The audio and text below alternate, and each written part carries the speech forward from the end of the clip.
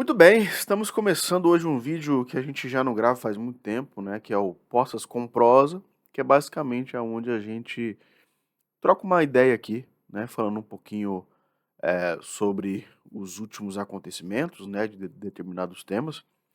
E se você está neste mundo chamado planeta Terra, qual não é plana, mas é redonda. Tô brincando, viu, gente? Não é, mas é redonda mesmo.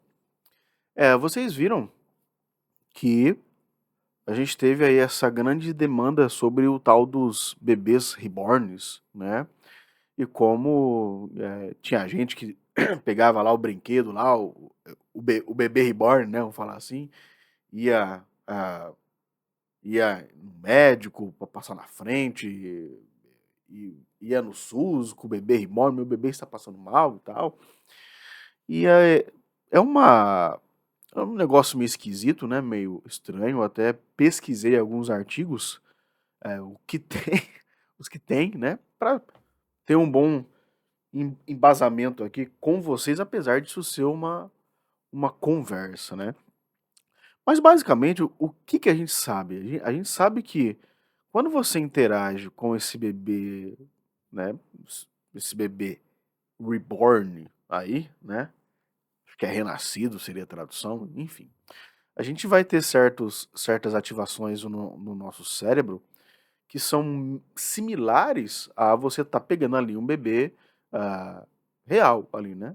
A tal que as neurociências fala de pistas sensoriais. Então você tem, você tem a aparência, você tem o peso, você tem a textura da pele, você tem bebê, você tem bebê que tem cheiro de recém-nascido. Então essas áreas que são límbicas do nosso cérebro, elas vão recompensando essas pessoas que já têm uma certa inclinação para aceitar isso, porque evolutivamente o nosso cérebro ele realmente está ligado a cuidados parentais. Não é toda pessoa, mas a gente tem realmente aí na história evolutiva aonde nós temos esses cuidados parentais. E nós temos, essas pessoas realmente elas têm esses estímulos neuroquímicos, tipo a ocitocina. O que que é a ocitocina? A ocitocina, ela é bem conhecida como o tal do hormônio do amor, né. Então, quando você tem ali uma aproximação com alguém, com o seu pai, com a sua mãe, com o seu filho, né, com um amigo, você tem intensidades dessa liberação neuroquímica da ocitocina. Então, essas interações faz com que a gente tenha confiança, tenha conexão, e aí o cérebro ele vai liberar ocitocina, ainda mais quando a gente está falando em proteção com crianças ali, né, com recém-nascido. Então, quando essas pessoas cuidam de um objeto que é real, ou que, melhor dizendo, né, que aparenta que é real, vai lá e embala o bebê, nina o nenê, enfim, né. Você vai criar um certo apoio de apego, né, e isso é muito interessante. Do ponto de vista neural, a gente é recompensado sim, tanto é que quando a gente é criança, pô, eu tinha o Max Steel, né, eu tinha uns bonequinhos ali do Dragon Ball, né, então esse apego, ele é muito interessante porque ele acontece mesmo. Só que quando a gente fala desses circuitos de recompensa, a gente tem que tomar um cuidado, né, porque sim, ah, você tem funções simbólicas nesse bebê reborn só para pessoas que estão passando ali por alguma questão, ah, reparadora, perder um filho, é um é um consolo, né, e ainda assim isso é questionável, né. Sinceramente, eu não recomendaria, isso para um paciente, mesmo que ele venha até a perda de um recém-nascido, algo do tipo, porque é muito questionável essa questão dessa função simbólica do bebê reborn. Eh, Porque é algo que é temporário, que vai ter uma função substitutiva, só que não reparadora dessa perda. Então, muita gente me assiste, né, não tanta gente assim, mas vocês que estão aqui estão me assistindo. Então assim, quando a gente fala em trauma, em luto, você tem que enfrentar o luto. E como que você enfrenta esse luto, ó, luto? Você enfrenta se expondo, né. E e quando nós falamos em bebê reborn, não é de hoje, né, se eu não me engano, já é aí de 80, 90 que já tinha esses bebês ultra realista, né. A gente tem as action figures, né, também, eu não tenho aqui porque é muito caro, então eu não compro, né, mas eu gostaria de comprar. Mas, por exemplo, você tem a action figures, né, essas figurinhas de ação, que elas realmente são bem detalhadas, né. Só que o bebê reborn ele remete a um aspecto, bem funcional dessa parte, parental. Então, assim, você vai ter os eu não falo nem pai, né, pai você tem que ter ali o objeto, hã, que tem a vida, né, você tem que ter ali aquele serzinho. Então eu não falo nem pais de bebê reborn, não, são colecionadores, né, que muitas vezes usam das redes sociais para vender o peixe deles, né. Então, pô, se eu faço, se eu faço ali um bebê de, sei lá, de papel, né, vou lá, eu faço não tem um negócio de papel? Pronto, vou lá e faço, e eu aqui é o meu bebê de papel e eu vou tentar vender e assim e vende, né. Eu estava vendo antes de fazer esse vídeo aqui, o negócio tá uns bebê ali que tem de 300, R$ 500 a R$ 7.000, né, estava até brincando com a minha mãe, né, falei: "Ó, custa caro ter um desse". Custa caro ter um desse, né.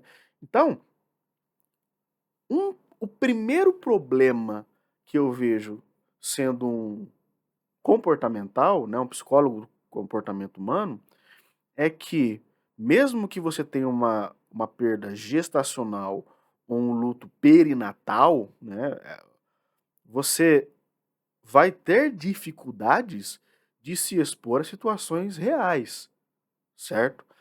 Existem pessoas que sabem diferenciar, são simplesmente colecionadores, né? E isso é uma situação real. Agora, do ponto de vista cognitivo comportamental, é um problema. Se você usa isso frequentemente, vamos dizer assim, se você não tem um se você não consegue delimitar aquilo que é real ou não, né. Lógico, né, você pode ter um bebê reborn, você pode sim ter isso, né, mas saiba que você vai estar brincando de boneca na vida adulta, né. Se não é terapêutico, e aqui eu vou falar para vocês como isso encaixaria realmente numa terapia, né, mais pra frente eu vou falar isso, né, nesse vídeo ainda, mas assim, desde que isso não se torne uma fuga da realidade e se torna realmente, né, a interação com esses bonecos, né, não pode substituir a relação humana, não pode levar ao isolamento social, não pode levar áreas importantes da vida, né, porque isso vai se tornar então uma evitação patológica mesmo. E aí é que tá, se você perde a distinção entre a fantasia e a realidade, a gente tem um problema. As pessoas dão nomes, né, para os bebês e tudo mais, que é um negócio até meio complicado, né, vamos dizer assim. Ah, mas tem gente que sabe, aliás, a maioria, né, a maioria sabe que aquilo é um boneco. Então, assim, você tem casos mais extremos que a pessoa tem uma convicção delirante, que pode indicar realmente transtornos psiquiátricos mais sérios, né, o transtorno, eh, psicótico, o transtorno dissociativo, aonde a pessoa realmente vai achar que aquilo é um boneco, mas não necessariamente, a maioria das pessoas que estão aí, né, Então, do jeito que tá na mídia, o pessoal querendo fazer lei para não passar na. Isso aí é tudo mídia, né?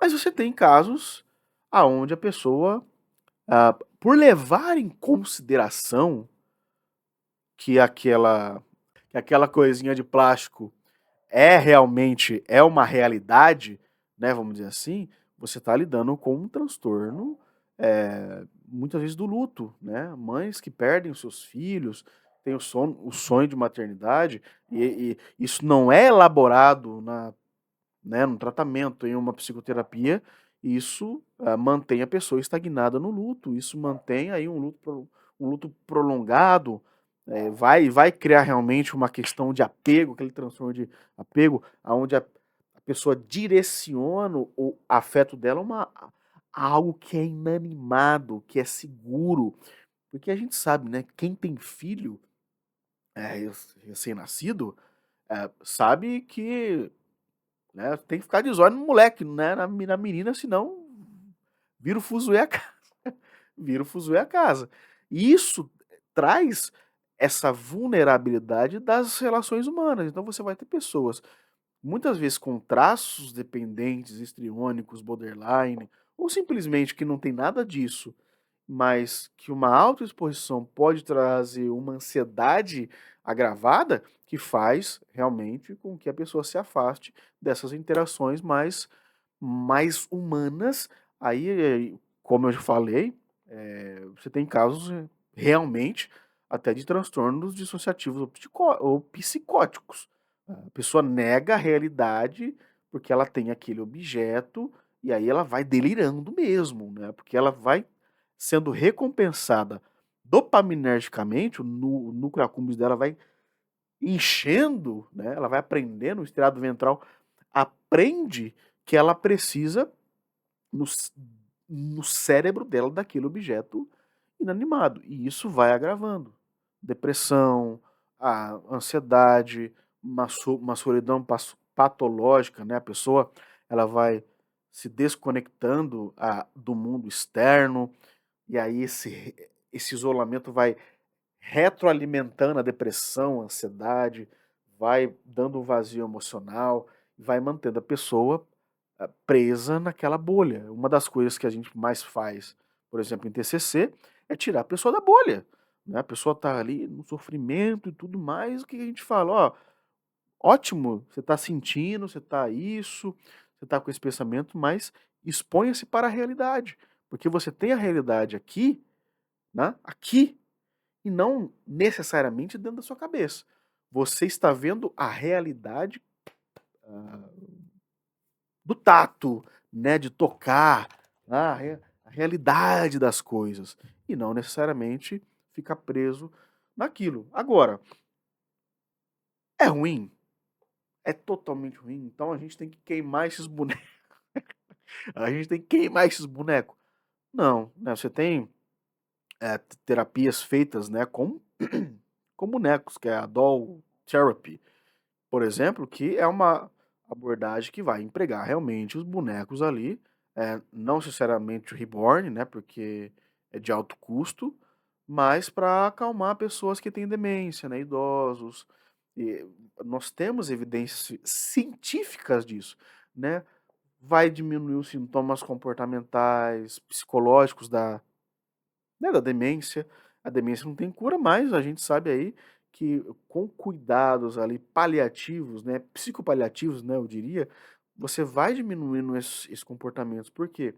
Diminui a agitação, né, o idoso tem ali tem o brinquedinho ali, né, o bonequinho ali, a bonequinha, diminui a agressividade, eh, você tem essa questão de melhorar na comunicação com o cuidador. Olha que bonitinho, né? A sua filhinha, o seu filhinha vai interagindo socialmente com esses pacientes que têm Alzheimer, né? Introduzindo aí esses bonecos. E aí você vai aumentando realmente a exposição emotiva, você tem mais sorrisos, né? Esses pacientes dão mais risada, diminui o comportamento de angústia, disruptivo, né, que traz, né, a pessoa muitas vezes não sabe onde está e tendo aquele bonequinho ali, né, que traz então ocitocina para ela, a pessoa vai compreender aonde está. Mas, de forma crítica, a gente tem que tomar cuidado com isso. Tem gente que está fazendo isso para vender, né? Tá bom, né? Tranquilo. Mas nós temos que tomar cuidado, porque não necessariamente os bebês reborn vão causar transtornos mentais. Mas excessivamente, esse uso excessivo vai demonstrar que a pessoa pode estar em algum tipo de sofrimento, né? Evitação. E aí a gente precisa, evidentemente, avaliar nesse sentido, né? Não vamos romantizar também o negócio, mas a gente tem que discernir se a pessoa está entendendo o que está acontecendo ali ou se a pessoa está na fantasia. E se ela estiver na fantasia, então o negócio tá tenso, né? Tá usando o bebê ali, o bebê reborn, não como um hobby, não como uma arte, né? Mas como realmente um conforto pontual, pontual não, né? Generalizante, que aí faz ela sair dessa realidade. Então, sim, você pode ter esse bebê reborn, né? É quinhentão, o mais barato que eu vi lá é quinhentão, até 7 pau. Mas faça uma análise de como está a sua vida, na verdade. Não precisa também, ai, não vou demonizar. Não, não, daí pode ser que seja para uma coisa boa, né? Pode colecionar, tranquilo, desde que não vire uma compulsão, né? E aí nós temos essa questão de um transtorno mais compulsivo, mas fica tranquilo, pode ter os seus bebezinhos aí, né? Eu vi que tem bebê até parecendo elfo, uns negócios esquisitos aí, dragão, sei lá. Mas é isso, é uma conversa que nós temos aqui. Faz tempo que a gente não tem o prosa compostos, mas eu trouxe aí então este vídeo para que nós venhamos a trocar uma ideia. Então deixa no comentário aí o que você acha. Faz sentido, Gerson? Eu acho que é verdade, né? O povo é esperto, o povo só quer vender, não é verdade? Não, Gerson, eu acho que é um negócio de outro mundo, acho que é uma aberração. Deixa no comentário aí que eu vou responder, então, para você, certo? Um grande abraço, até a próxima. Curta, comenta, compartilha, e é isso aí. Fique bem e até.